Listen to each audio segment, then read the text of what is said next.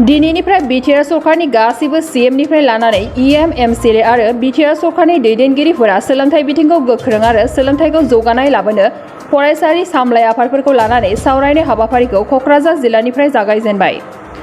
नोंथांमोना मिथिगौदि आथिखालनि खुंथाय गोहोआव थानाय बिटिआर सरकारा सोलोंथाइ बिथिङाव गोख्रों खामानि मावनायखौ नुनो मोननाय जादों आरो खामानि मावगासिनोबो दङ।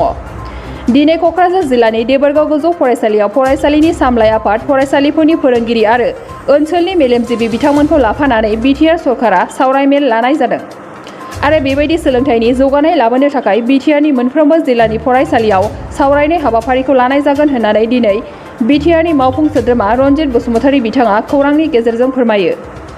सावरायनाया जादों जोंनि बिटिआर सरकारनि दैदेननायाव बिथां चिफ सारा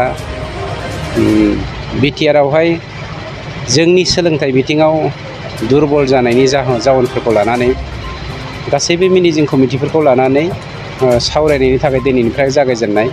मेनेजिं कमिटिनि आफादगिरियानो होन बा नेहाथारियानो होन बेफोर गासैखौबो मोनसे मोनसे ब्लकनिखौ ज' खालामनानै सावरायलायदों आरो बे सावरायलायनायनि गेजेरजों जोंहा मा समस्या दङ, मानो सोलोंथाइ बिथिङाव जोङो जौगानो हायाखै, दुरबल जानायनि जाहोना मा, अर्थात जोंनाव गारजेन, फोरोंगिरि आरो जोंनि जा मेनेजिं कमिटि बा रायजो राजाफोरजों माबा मोनसे गेप थालायदों नामा, लेकिं दंलायो नामा, बेफोरखौ लानानैनो रायजो राजाफोरनिफ्राय साजेसन मोननो लुबैनानै जोंनि सरकारा माबायदि सालायलांनो हागोन बेखौ मिजिंथिनानै रायजो राजाफ्रा बा जोंनि मेनेजिं कमिटिनि आफादगिरि नेहाथारिफ्रा माबाफोर साजेसन होनो हायो नामा, बे थांखिजोंनो दिनैनि बे जथुम्माखौ लानाय जादों बा बिथांमोनजों सावरायलायनाय मेलखौ लानाय जादों। गुबुन गुबुनथिबो जोंनि बिटिआरनि मोनफ्रोमबो जिल्लायावनो लानाय जागोन, मोनफ्रोमबो जिल्लानि मोनफ्रोमबो ब्लकआवनो बेखौ मावनाय जागोन आरो दिनैनिफ्राय बे जागायजेनबाय। समावहाय 1999 मायथाइनिफ्रायनो दुखु सैसोनानै दङ। मास्टार मोननानै बिथांमोना पेमेन्टखौ मोनाखैमोन आरो मा खारनाव मोनाखैमोन बेखौथ' जों साफ्रोमबो मिथिखागौ। खिन्थु जोंनि सरकारा दिनै बेफोर जेंनाखौ मानसिखौ हिउमेनिटि ग्राउन्डआव नोजोर होनानै जाय समाव बिथांमोननि फोरोंनायावनो जोङो दिनै लेखा गोरों जानो हादों, जोंनि समाजा जौगानो हादों, बिथांमोननो मोनसे हिउमेनिटि ग्राउन्डखौ नोजोर बोनानै बिथांमोननो सेलारि होनायनि थाखाय पार्मानेन्टलि बे हाबाफारिखौ लानाय जादों। नोंथाङा सरकारि साख्रि नागिरदोंना? नोंथांनि थाखाय मोनसे गोजोनथाव खौरां।